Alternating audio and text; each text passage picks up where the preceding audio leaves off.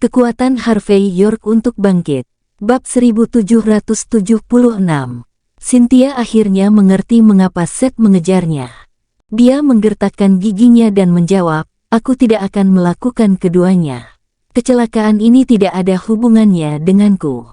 Seth menamparkan wajah Cynthia lagi. "Itu benar ketika aku mengatakan bahwa itu benar. Kamu hanya seorang aktris yang tidak dikenal. Beraninya kamu berbicara padaku tentang logika." Seth tertawa dingin. Dia adalah salah satu taipan real estate terbesar Mordo, dengan aset ratusan juta dolar. Dia juga berhubungan baik dengan keluarga Hall. Jika dia mau, dia bisa tidur dengan aktris manapun di industri hiburan. Namun, seorang karakter pendukung saja berani melawannya. "Baik, karena kamu tidak mau memilih, aku yang akan memilihkan untukmu." Seth menjambak rambut Cynthia dan menyeretnya ke sebuah ruangan di samping. "Aku akan membuatmu melayaniku dengan baik. Lalu, kamu akan berlutut di depan istriku." Bagaimana mungkin Cynthia menyetujui persyaratan itu? Dia mulai berjuang mati-matian. "Aku akan memanggil polisi. Aku tidak percaya bahwa dunia ini tidak adil. Aku tidak percaya bahwa kamu dapat mengatakan apapun yang kamu inginkan tanpa konsekuensi apapun." Cynthia berjuang sekuat tenaga, dan mendorong Seth pergi. "Aku akan menuntutmu." Gadis-gadis lain di sana semua gemetar ketakutan. Mereka berteriak, "Jangan panggil polisi, Cynthia. Lari. Kamu selesai jika dia menangkapmu." Semua orang bisa melihat bahwa Seth tertarik pada kecantikan Cynthia. Bahkan jika Cynthia mencoba melawannya secara langsung, hasilnya sudah jelas. Hal terbaik yang harus dilakukan Cynthia adalah segera pergi. Adapun semua hal lain yang terjadi, dia hanya bisa menghadapinya lain kali. "Lari. Bisakah kamu lari jika aku tidak mengizinkannya?" Seth berjalan ke depan dan menendang Cynthia begitu dia menyelinap pergi dari genggamannya. "Dasar darah kecil, merupakan berkah bagi karakter pendukung sepertimu untuk tidur denganku. Apakah orang tuamu tidak mengajarimu sesuatu? Untuk bertahan sebagai karakter pendukung, kamu harus menunggangi banyak orang. Kenapa kamu berpura-pura tidak bersalah di depanku? Karena kamu tidak ingin masuk ke kamar dengan sukarela, aku akan membawamu ke sini." Seth mengulurkan tangannya, siap untuk merobek pakaian Cynthia. "Brakk. Cynthia lebih baik mati daripada membiarkan Seth menyentuhnya." Dia membanting kepalanya ke lantai, dan segera pingsan. Ketika Harvey tiba di Hengdian World Studios setelah naik van yang diatur sementara oleh Aiden, Cynthia dikirim ke rumah sakit. Cynthia membenturkan kepalanya ke lantai membuat orang melihat betapa kuatnya dia sebenarnya. Itu membuat Seth ketakutan, yang tidak ingin menyebabkan insiden fatal dan membawa nasib buruk pada dirinya sendiri. Pada akhirnya, dia mengizinkan Cynthia dirawat di rumah sakit. Namun, dia mendesak staf rumah sakit untuk tidak pernah membiarkan Cynthia pergi, apapun yang terjadi. Sementara itu, yang lain memanggil ambulans untuk stasi. Ketika Harvey sampai di rumah sakit, wajah Cynthia memar parah sementara tubuhnya dipenuhi bekas luka. Kepala dan mulutnya juga berlumuran darah. Itu adalah pemandangan yang mengerikan. Harvey membeku saat melihatnya. Dia tidak menyangka sesuatu yang sebesar ini akan terjadi ketika dia berada di jalan selama sekitar setengah jam. "Apa yang terjadi di sini?" Harvey menuntut dengan dingin, mencoba menekan amarahnya yang tak terkendali. Gadis-gadis yang berteman dengan Cynthia semua saling memandang, tidak tahu harus berkata apa. Itu lucu. Menurutmu apa yang terjadi?" Cynthia membuat stasi Leo, bintang dalam film terkena bahaya, jadi suaminya memberinya pelajaran. Syukurlah Cheo Keaton adalah pria yang sangat murah hati. Jika itu orang lain, wanita itu akan menemui ajalnya. Salah satu staf rumah sakit, seorang wanita dengan mata sipit, mengatakan ini sambil menggulirkannya ponsel Apple baru yang sebelumnya adalah milik Cynthia. Ada senyum lebar di wajahnya. Sayang sekali Cynthia masih tidak sadarkan diri, karena staf tidak bisa mendapatkan kata sandi telepon. Jadi dia dalam suasana hati yang agak marah, dan itu mengapa dia memusuhi Harvey.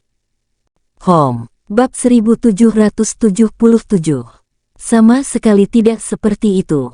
Stasi hanya sial. Direktur Miller ingin mengalihkan kesalahan, dan CEO Keaton sangat tidak masuk akal. Itu sebabnya mereka semua melampiaskan kemarahan mereka pada Cynthia. CEO Keaton sama sekali bukan manusia. Dia punya rencana lain untuk Cynthia selama ini. Gadis-gadis itu tidak bisa lagi menahan diri, dan dengan cepat menjelaskan semuanya kepada Harvey. Mereka juga memberitahu Harvey bahwa Seth hampir memanfaatkan Cynthia. Jika bukan karena karakter kuat Cynthia, dia akan berakhir dalam kondisi yang jauh lebih buruk. Harvey awalnya marah, tapi setelah beberapa saat, dia menenangkan diri. Dia dengan cepat mengerti bahwa seluruh insiden ini hanyalah pengaturan terhadap Cynthia. Stasi terluka dan kekerasan Seth pasti menjadi bagian dari rencana. Tidak peduli siapa yang mengatur semua ini, Seth dan semua orang terkait masih perlu dihukum atas tindakan mereka.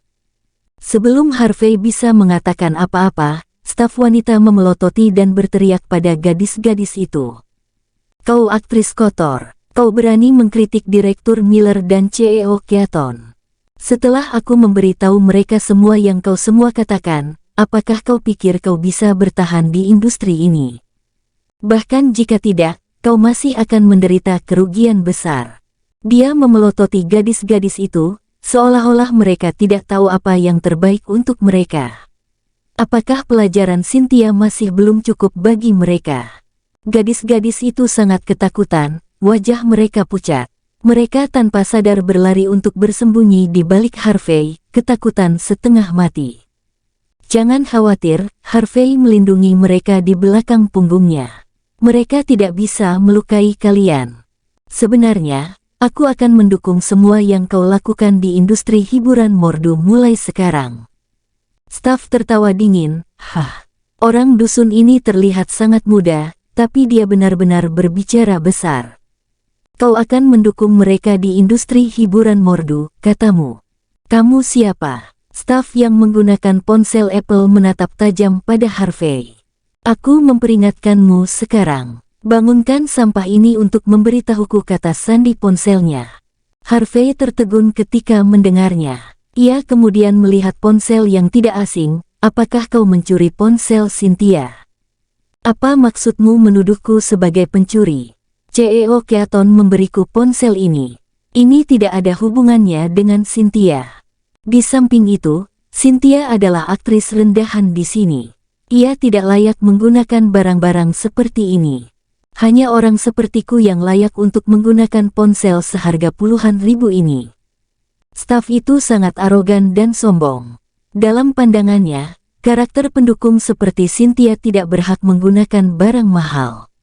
Hanya dia yang berhak menggunakannya. Harvey menyipitkan matanya. Dia tidak terburu-buru untuk mengambil tindakan apapun. Dengan wajah tanpa emosi, dia memutar nomor. Aku di Hendian World Studios sekarang. Banyak barang-barang pribadi dicuri. Kirim beberapa inspektur untuk menyelidiki situasinya. Harvey lalu dengan tenang menutup telepon. Kau memanggil polisi. Staf tertawa melihat pemandangan itu. Dasar anak nakal. Apakah kau benar-benar berpikir bahwa polisi akan mengurus hal-hal di sini? Apakah kau tahu bagaimana Hendian World Studios bekerja? 4 keluarga teratas mordu berinvestasi di studio, bersama dengan keluarga Holt. Tanpa undangan khusus, bahkan polisi pun tidak akan berani memasuki tempat ini. Staf merasa menang. Di matanya, otoritas Seth dan Fred tak tertandingi. Seseorang seperti Harvey bahkan tidak akan menyebabkan riak di sini. Harvey mengabaikan staf, tetap tanpa emosi. Dia mengambil alat di rumah sakit dan mulai merawat luka Cynthia. Harvey bukanlah seorang dokter, tetapi ia memiliki pengetahuan medis dasar selama berada di medan perang. Dalam waktu 15 menit, beberapa mobil polisi diparkir di luar Hendian World Studios. Bab 1778. Pintu mobil terbuka untuk mengungkapkan selusin inspektur berseragam. Beberapa petugas keamanan di sekitar tempat itu mencoba menghentikan mereka, tetapi inspektur yang memimpin kelompok itu menendang mereka hingga jatuh ke tanah. Mereka kemudian berbaris tepat menuju rumah sakit dalam garis lurus. Inspektur yang memimpin kelompok memberi hormat tepat di depan Harvey. "Tuan York, aku Jaybon, Kapten Kantor Polisi Mordu dari Distrik Hendian. Mes, Ling sudah menelepon aku sebelumnya. Tolong beri kami perintahmu. Kami akan memastikan untuk melakukan segala sesuatu dengan aturan." Staf sedikit gemetar setelah melihat inspektur bersenjata lengkap muncul. Harga dirinya sudah tidak ada lagi.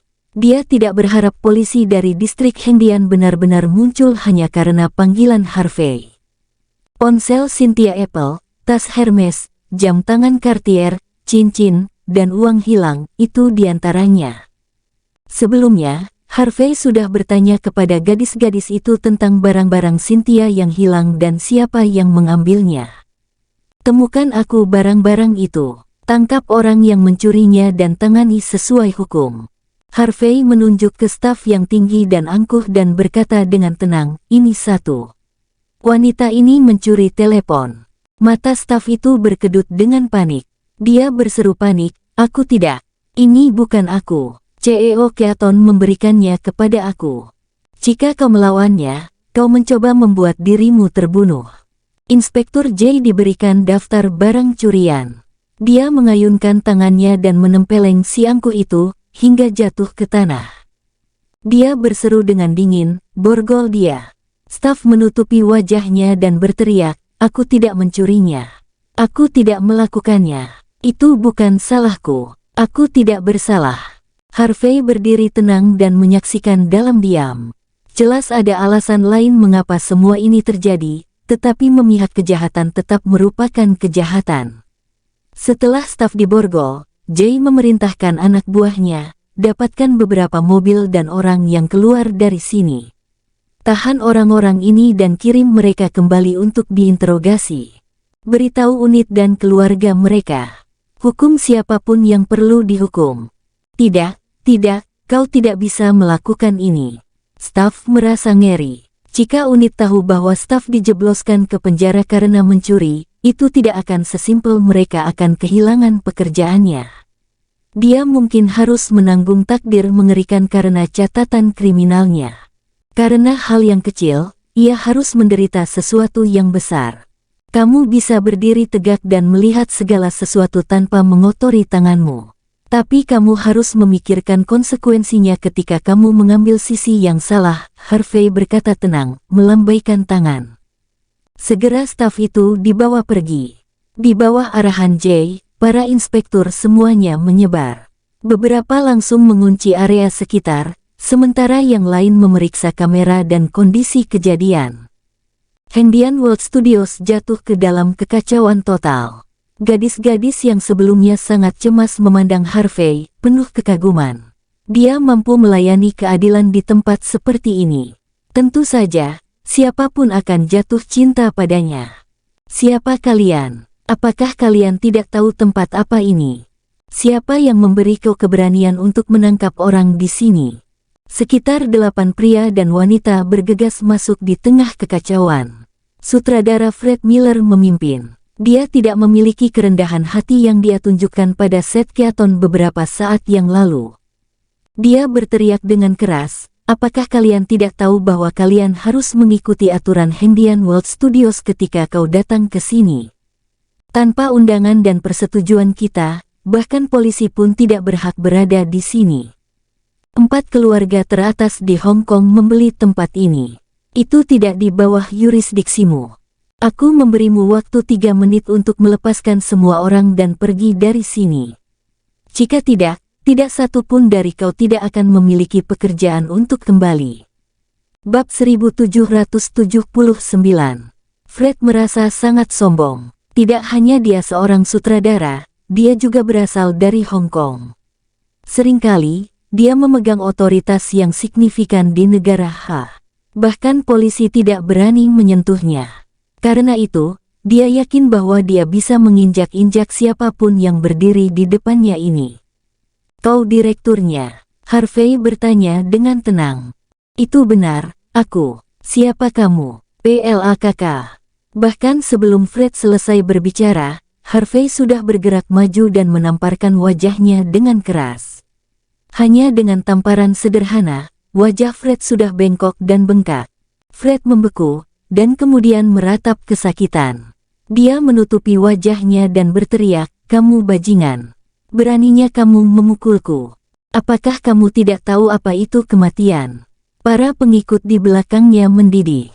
"Apakah kamu tahu tempat apa ini, anak nakal? Beraninya kamu memukul seseorang di sini. Apakah kamu pikir kami tidak dapat mengakhiri kamu? Sutradara Miller adalah bangsawan, namun kamu berani memukulnya. Kamu selesai." Kerumunan pengikut melompat dengan marah sementara Harvey berjalan ke depan dengan acuh tak acuh. "PLAKK. Jadi bagaimana jika aku memukulmu? Betapa mulianya kamu, siap mengajariku apa arti kematian. Ayo, ajarkan aku." "PLAKK. Seorang sutradara berani menghentikan polisi dari melakukan pekerjaan mereka. Kau pikir siapa sebenarnya dirimu? PLAKK.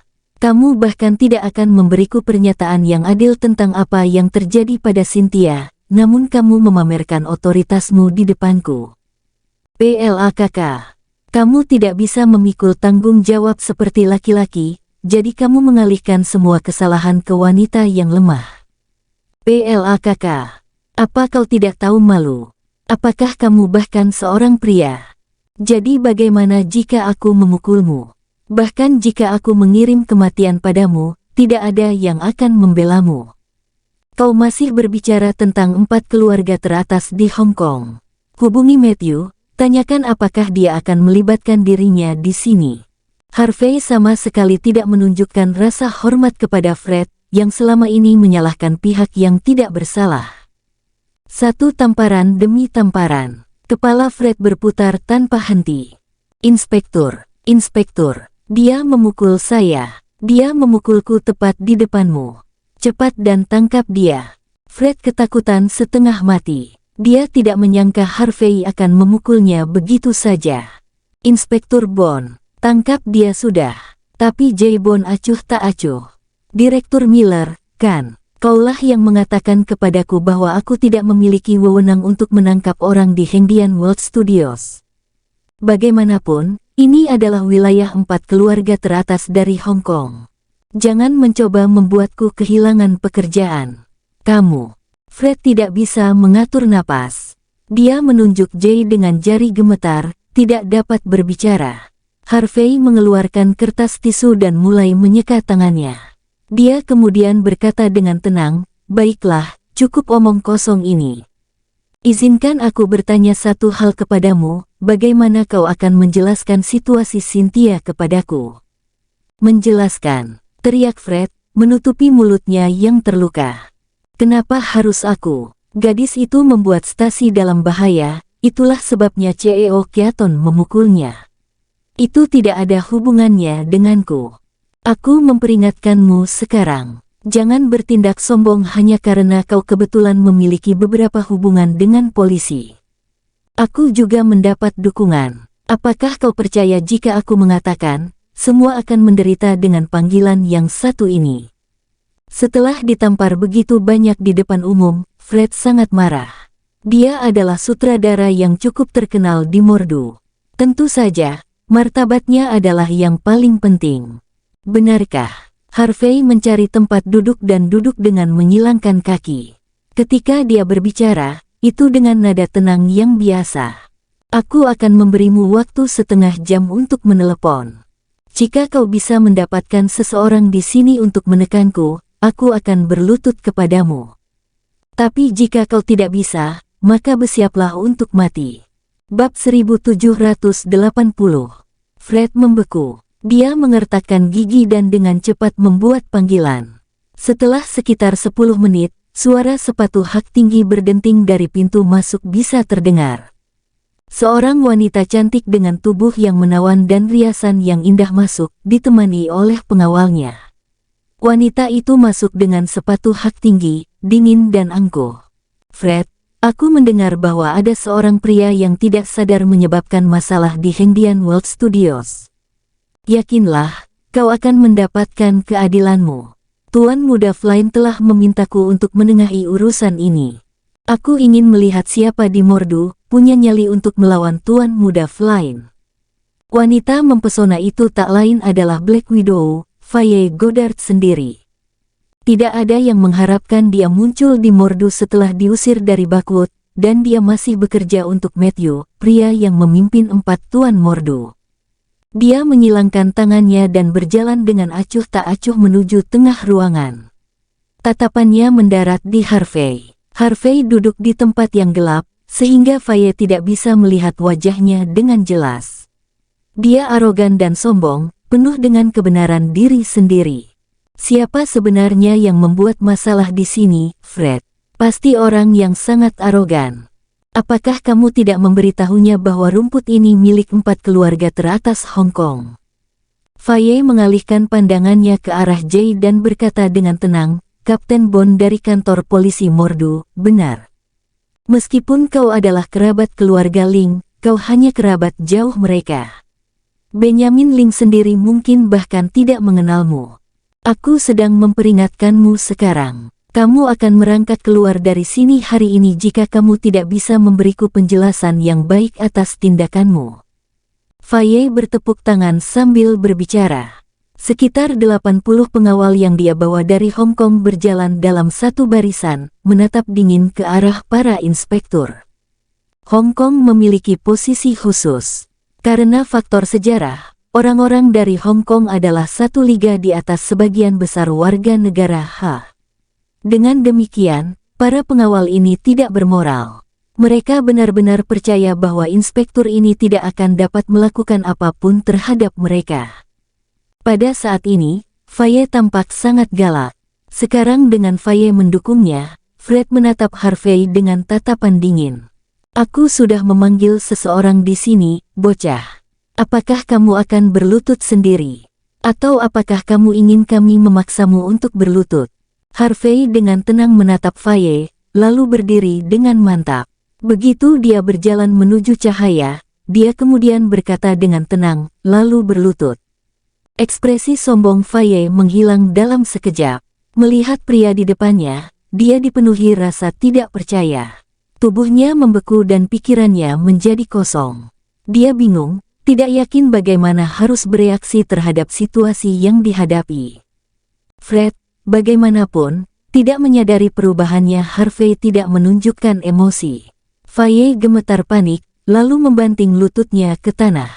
Fred membeku, Jay membeku. Semua orang tercengang, pikiran mereka sepertinya meledak karena kaget dan tidak percaya. Tak satu pun dari mereka mengerti apa yang terjadi di depan mereka.